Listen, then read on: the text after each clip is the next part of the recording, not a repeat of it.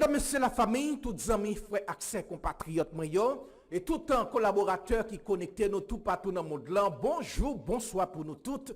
Et dans mes courage, c'est toujours frère nous, serviteur nous. Merci Dieu, c'est avec même plaisir, même l'amour, même détermination, même respect, nous toutes gagnons pour l'autre, toute équipe là à la ronde, badet, et nous comptons rencontrer et permettre nous remercier, nous remercier tous les amis qui permettent de travail là possible, les amis qui toujours connectés nous dans tous 10 départements pays d'Haïti, les amis et Canada, la France, aux États-Unis, les amis Mexique, Brésil, Chili, les amis Porto Rico, la République dominicaine, les amis qui suivent nous et la Barbade, Curaçao, quel que soit à côté. Et sous la terre bénie, il y a un grand haïtien qui est connecté pour comme ça. Et nous, quand on rentre la caillou, nous remercions pour ce support. Merci d'être que vous faites nous confiance pour capable informer. Merci pour fidélité et patience. Et si c'est pour la première fois, vous tombez sur Channel ça, nous absolument bienvenue. Et sur remettre travail là, pas négliger, abonner, activer cloche notification. Comme ça, on a toujours été informé. Infovision, le journal du matin de Radio Vision 2000. Toute l'actualité nationale et internationale sur Radio Vision 2000.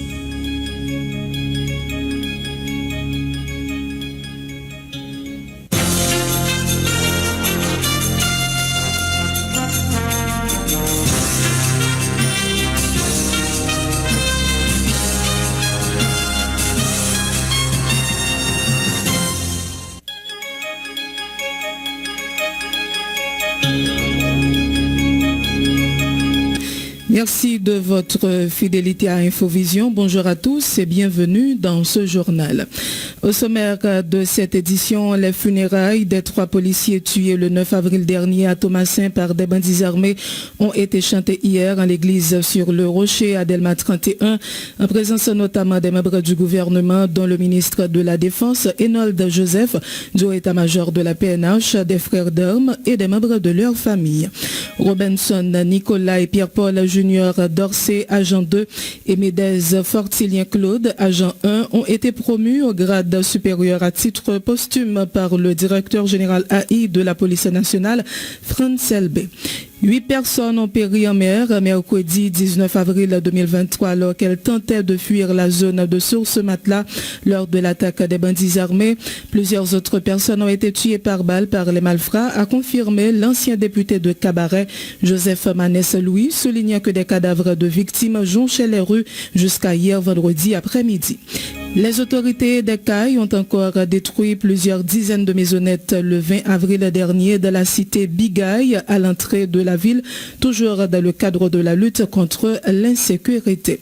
Vers la reprise de la mobilisation antigouvernementale au Gonaïve, une grande manifestation est annoncée pour le mercredi 26 avril dans la cité de l'Indépendance pour dénoncer l'insécurité et réclamer le départ du gouvernement provisoire d'Ariel Henry. Le dirigeant du parti Unifos, Paul Denis, estime que le Premier ministre Ariel Henry va renforcer davantage le pays de la crise en mettant le cap sur la mise en place du nouveau conseil électoral provisoire. L'ex-ministre de la Justice et de la Sécurité publique réaffirme que les conditions ne sont pas réunies pour organiser des élections en Haïti, invoquant notamment l'insécurité. Le ministre de l'Éducation nationale, Nesmi Maniga, a eu jeudi une rencontre avec une cinquantaine de responsables de syndicats d'enseignants. Les discussions portaient sur les revendications de ces derniers selon un communiqué du MENFP. Rien de concret n'est sorti de cette rencontre, déplore le coordonnateur départemental de l'Artibonite de l'Unoye, Kesnel le 10, invitant les enseignants à maintenir la grève entamée depuis plusieurs jours afin de forcer le ministre de l'Éducation nationale à satisfaire leurs revendications. Aucune entité n'est autorisée à effectuer des transactions en crypto-monnaie sur le territoire haïtien. C'est ce qu'a déclaré hier le gouverneur de la Banque centrale, Jean Baden-Dubois, interrogé par nos confrères de Magic 9 sur la disparition soudaine de la plateforme CQR dans laquelle de nombreux Haïtiens avaient placé des centaines voire des milliers de dollars américains. Dans l'international, une élue transgenre démocrate du Montana n'est plus autorisée à s'exprimer au Parlement de cet État du Nord des États-Unis après avoir été censurée par la majorité républicaine pour son opposition à une loi interdisant les traitements pour changer de sexe aux mineurs.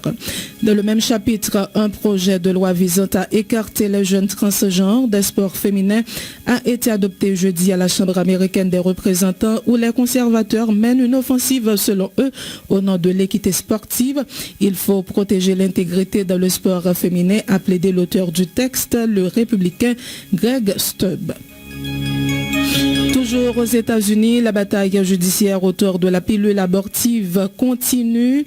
La Cour suprême a décidé hier de maintenir pour l'instant l'accès à une pilule abortive utilisée pour plus de la moitié des IVG dans le pays. Une décision qui suspend des restrictions décidées par des tribunaux inférieurs et offre un répit temporaire aux défenseurs du droit à l'avortement avant une audience cruciale prévue dès le 17 mai. Et puis, le transit de céréales ukrainiennes reprend en Pologne et en Roumanie. En attendant la décision finale de la Commission européenne, Bucarest appelle les autres pays à lever leurs restrictions après la conclusion d'un accord avec Kyiv qui vise à renforcer la surveillance de ses importations agricoles.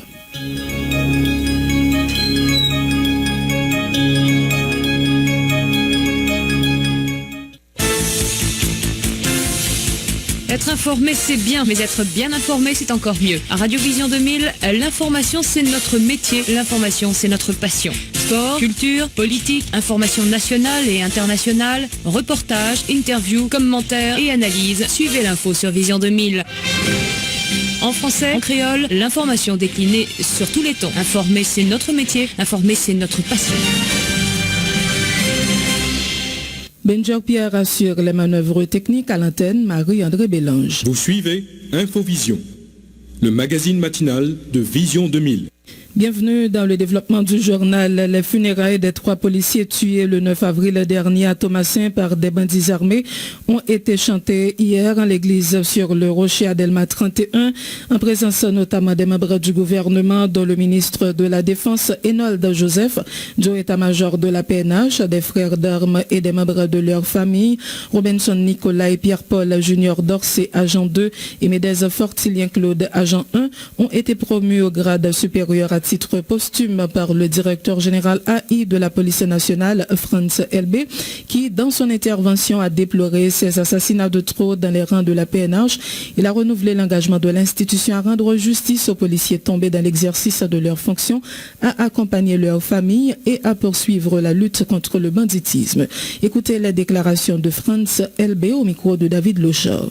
3 vaillants policiers, Pierre-Paul Junior Dorsey, Robinson Nicolas, Médez Fortilien Claude, assassinés dans l'exercice de leurs fonctions le dimanche 9 avril 2023. Tombés sur les balles assassines des malfrats qui ne cessent d'endeuiller la famille haïtienne. Qu'il soit une certitude pour tout le monde que la mort de ces policiers, loin de saper le moral des troupes et d'ébranler les assises de l'institution policière, au contraire, a servi de sève pour nourrir l'arbre du combat pour la sécurité, la paix, la tranquillité publique et la justice pour toutes et pour tous. Dans cette optique, nous poursuivrons sans relâche notre lutte ardue contre les gangs et leurs complices pour que justice soit rendue. Oui, justice doit être rendue à tous les policiers tombés dans l'exercice de leurs fonctions. Justice doit être rendue à tous les professionnels et autres membres de la population victimes des actes de barbarie des gangs armés criminels. Le recommandement de la PNH, fidèle à son devoir et reconnaissant des sacrifices consentis et du service rendu à la nation, a décidé la promotion à titre posthume, conformément à la loi, les policiers Pierre-Paul Junior Dorsey au grade d'agent 3, l'agent Robinson Nicolas au grade d'agent 3, Médez Fortilien Claude au grade d'agent 2. N'a dit par un policier qui victime, la police là a fait un seul avec eux pour supporter moments difficiles. Moi, demandez-nous pour nous prendre note de samedi. Le commandement travaille sur un décret qui pour accompagner parents policiers décédés. C'est pas sans raison, nous jouons moins ça dans la radio, parents policiers, familles policiers capteurs. Le pays vit un moment difficile, où les populations pas à l'aise pour marcher et mener activité, surtout dans la zone métropolitaine. Le pays connaît une crise sociale, économique et politique. Seuls nous sommes ensemble, main en main de tout secteur du pays, capable de joindre une solution durable. Nous, l'autre fois encore, la police a renouvelé volontaire, engagement et sacrifice l'a fait pour le gouvernement chaque jour pour toute qualité bonne. Jouer partition par la solution pays.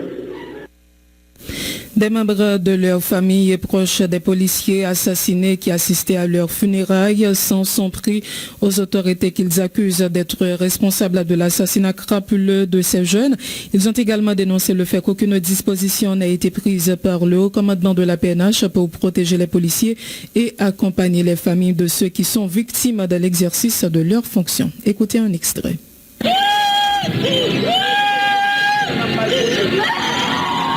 Madame a trouvé l'académie de police. On a même fait la belle matière de Lancez domaine, les vive, yo très bien de pour correct. Haïti non poubelle. On met dans la boue. Depuis quoi il fait nous qui on sauté, on de la caille ou pas sécurité. Allez voir sur la rue. Martini, laisse mourir. Yo fait figuer aussi. Et mon conseil que yo pas capable. Mais si on t'a pas mon chef suivre messieurs yo. On vient boîte carton. La plupart c'est sous messieurs yo. La plupart c'est sous yo qu'on y a gardé. Quand on vient faire qu'il nous fait figuer nous dire pour une belle cérémonie. L'école publique va camper. Nous avons audace qu'on vole, qu'on crase le pays. Présent aux obsèques de ses frères d'armes, le coordonnateur du SINAPOA, Lionel Lazare, a une nouvelle fois dénoncé les conditions dans lesquelles des policiers continuent d'être assassinés. Il s'est dit offusqué par l'attitude des autorités gouvernementales, se demandant combien de morts attendent-elles encore de constater pour prendre des décisions idoines afin de mettre un terme à cette situation de terreur. La déclaration de Lionel Lazare au micro de David Locha. Nous venons là matin, c'est juste pour nous rendre un dernier hommage à 3 collègues policiers nous connaissons qui étaient morts le 9 avril qui sont passés là, dans Thomasin, dans 4 millions de patrouilles, côté que M. Tima qui ont été tirés. Donc c'est ça seulement que nous sommes capables de faire, c'est venir rendre les policiers un dernier hommage et nous connaissons dans quelles circonstances que les policiers ont mouru. C'est des policiers qui risquent, c'est des policiers qui baillent sans pour être capables d'aider l'autre. Mais c'est bien dommage presque chaque policier mouru, c'est presque le même discours que nous toujours qui a répété. Donc même au niveau Sénapoa, nous croyons que les policiers ne sont pas mourir dans les conditions qu'ils ont mouru comme ça. Chaque jour les policiers a tombé, c'est comme si il n'y a pas de dirigeant, c'est comme si pas de monde qui a dit rien par rapport avec les gens que les policiers ont mouru.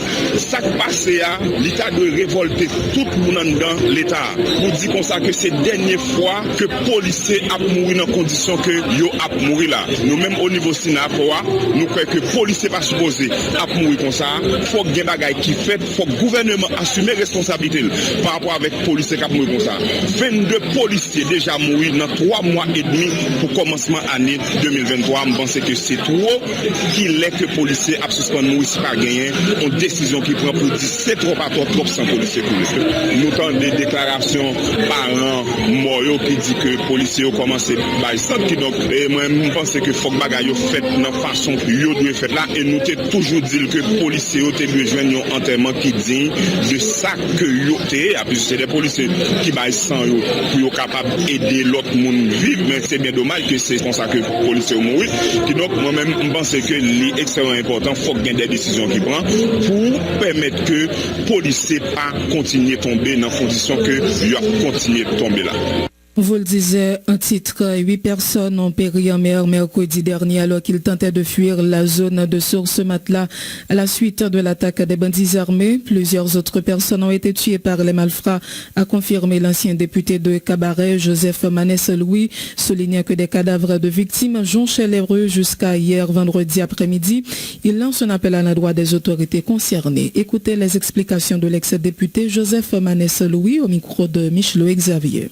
Suite avec bandits qui descendent dans la zone nord, qui massacrent les gens. Il y a des gens qui disent que c'est 30 à 40 personnes, mais jusqu'à présent, nous pensons qu'il y a plus que ça qui jouent dans le cadre de massacre ça, et un groupe de bandits qui sortent dans la zone Canaran, et 70, 90 et 50 qui viennent faire massacre ça dans la zone pour la deuxième fois. Nous pensons que aujourd'hui, c'est seule une force de police qui est capable d'accompagner les juges de paix, permettre de récupérer les cadavres. Jusqu'à présent, les cadavres jonchés à terre.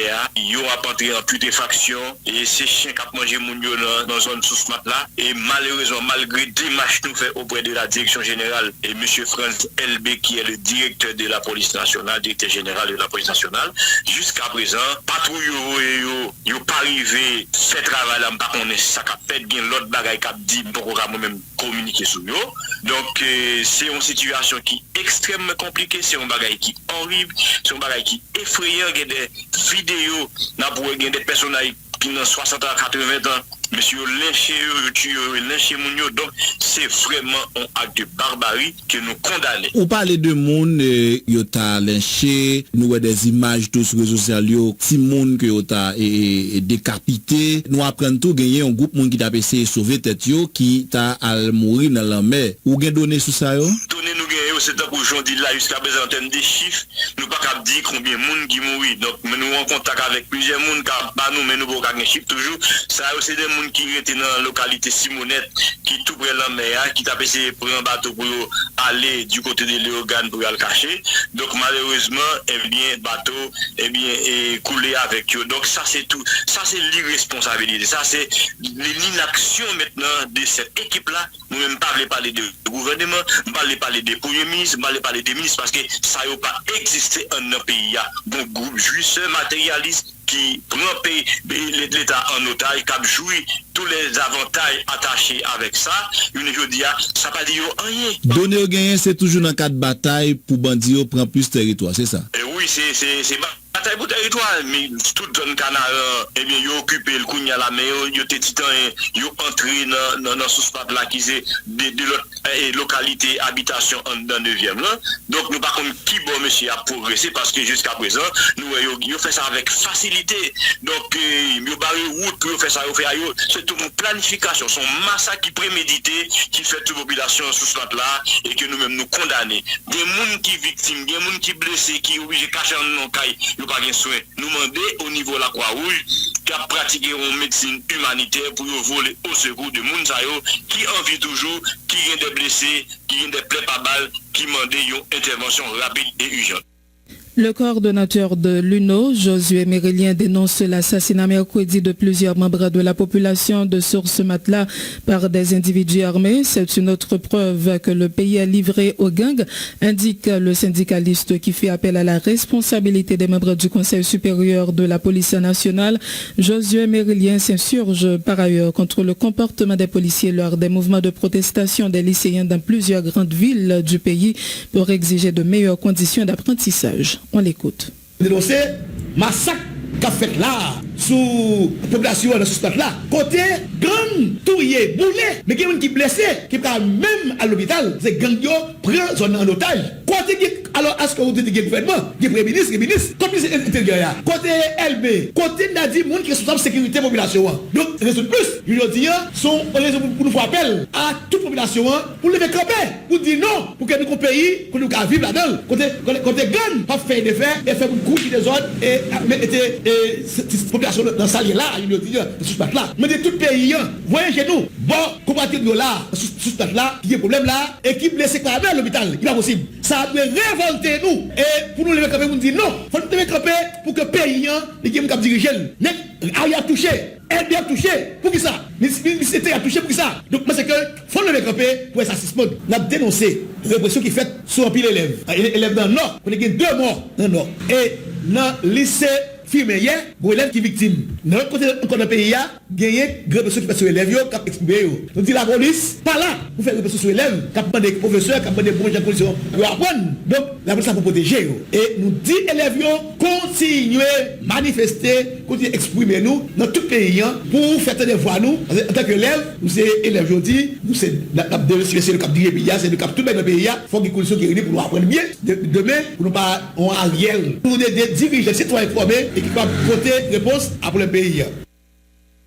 Les autorités des CAI ont encore détruit plusieurs dizaines de maisonnettes jeudi dans la cité Bigaï à l'entrée de la ville, toujours dans le cadre de la lutte contre l'insécurité. Les détails avec Hans Jean-Louis. Toujours dans l'idée pour bataille contre l'insécurité dans la commune CAI, différentes entités en cours, la mairie, direction sud environnement, la police, la justice et la délégation sud.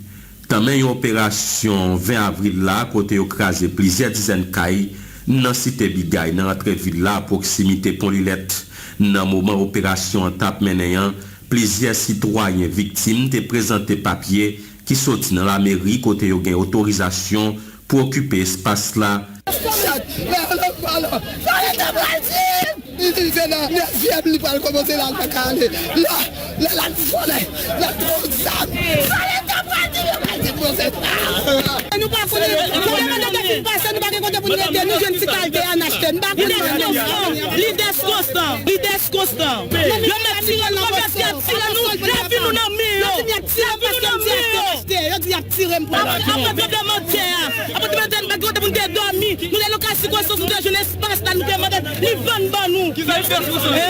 Nous pas